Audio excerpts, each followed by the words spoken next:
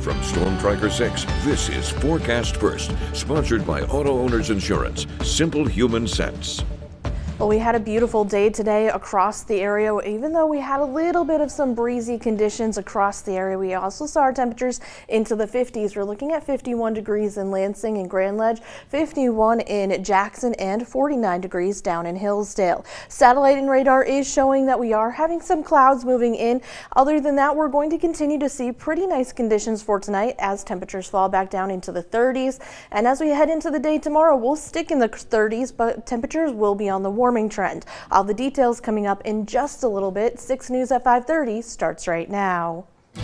WLNS is here for you with 6 News at 5:30.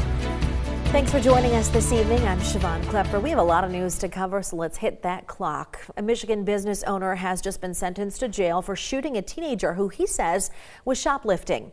A judge ordered Jose Morin to serve 60 days in jail and 2 years on probation. Prosecutors say in 2023, the teenager walked into Morin's store in Grand Rapids and the man told him to leave because he suspected he was a shoplifter. Morin told police the boy grabbed some cigarillos on the way out, and that's when Morin fired a single shot, hitting the teen in the back. The boy survived but was seriously injured. Morin was charged with assault with intent to do great bodily harm less than murder, but pleaded to a lesser charge in court. Well, take a look at this. The River Queen, a paddle boat on the Asable River near Oscoda, is apparently underwater tonight. A social media post from the owner did not provide details on how or why the boat sank on Monday, just that it happened while it was docked. Moving to Chicago, police are investigating a shooting near a terminal at O'Hare International Airport. It happened around 1 o'clock this morning. Police say they responded to a call about a fight at the terminal and that someone was shot in the leg during the fight. Local media found a bullet hole in a terminal window.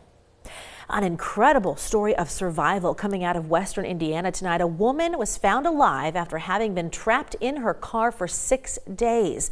Emergency crews rescued her yesterday. Sheriff's officials say the 41-year-old woman fell asleep while driving last Wednesday and crashed into a deep ditch, ending up partly immersed in a creek. She was injured and trapped, but she survived by dipping a cardigan into the creek and then sucking on it for water. A drainage worker came by the site, found her, and called for help. An odd story from Pennsylvania tonight. Police are asking for help in finding someone dubbed the Box Demon. Take a look. Police say someone wearing a colorful mask left an empty box on the front porch of a home early Tuesday morning. The strangely dressed person said in a doorbell camera that they are the Box Demon and they were there leaving a gift. The homeowner told police they did not recognize this person. Staying in Pennsylvania, check out this video. Police say a stolen car was almost hit by a garbage truck on Tuesday as the driver sped through an intersection. Surveillance video shows that near miss. Police had been following the driver, but say they ended the chase for the safety of others, and they are still looking for that suspected driver tonight. During a meeting on Tuesday of the House Foreign Affairs Committee, Republican Chairman Keith Self of Texas misgendered Congresswoman Sarah McBride of Delaware. She's the first openly transgender member of Congress. Well, that didn't sit well with McBride's fellow Democrat, Congressman William Keating of Massachusetts. Take a listen. I now recognize the representative from Delaware, Mr. McBride. Thank you, Madam Chair. Mr. Chairman, have you no decency? I've come to know you a little bit, but this is not decent. We will continue this You hearing. will not continue it with me unless you introduce a duly elected representative the right way. This hearing is adjourned. Congressional Republicans have repeatedly misgendered Congresswoman McBride during official proceedings. Shortly after her election, Speaker of the House Mike Johnson declared that transgender people cannot use the restrooms that match their gender. Vice President J.D. Vance is expected to make an appearance in Michigan on Friday. He's scheduled for a tour of a plastics manufacturing facility in Bay City. He and U.S. Small Business Administration official Kelly Loeffler will talk about what they call America's industrial resurgence. Meanwhile, Governor Gretchen Whitmer spent time in Livonia today to announce that more than 47,500 kids are enrolled in the pre-kindergarten Great Start Readiness Program. That's more than half of the state's 4-year-olds. She says that's the highest pre-kindergarten program enrollment in more than a decade.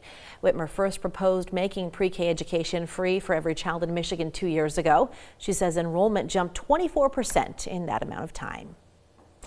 In Australia, leaders there say they will not impose reciprocal tariffs on the United States after President Donald Trump increased tariffs on all U.S. steel and aluminum imports. The Australian Prime Minister said he would not retaliate because of the potential impact on inflation. The tariffs from the Trump administration have rattled investor, consumer, and business confidence, and many economists are worried the move could cause a U.S. recession. Also in Australia, a man there is the first in the world to leave a hospital with an artificial heart. The man in his 40s first received a titanium implant last November, and that kept him alive for 100 days until his donor heart became available earlier this month. The total artificial heart pumps blood to the body and lungs, replacing both ventricles of a failing heart. Bivacor, the American-Australian company behind the device, says the man, who does not want to be identified, had severe heart failure but is now recovering well. Ultimately, that's what our goal is, to return these patients back to a normal quality of life, and he did return to a normal quality of life outside of the hospitals. Doctors say it's a promising sign the device could be a long-term solution for people with heart failure, but it is still being tested and has not been approved for general use just yet. Amid some health battles, tomorrow marks Pope Francis's 12th anniversary of his election as head of the Roman Catholic Church. He became the first non-European pontiff in nearly 1,300 years. Pope Francis has visited more than 60 states during his papacy and has canonized more than 900 saints, including John Paul II and Mother Teresa. Right now, the Pope is recovering from double pneumonia and is responding well to treatment. And rounding up the first 6 minutes of news tonight, everyone needs a comfortable place to retire, including penguins. The New England Aquarium in Boston expanded their penguin habitat after more than half of the colony there met or surpassed the species' typical life expectancy in the wild.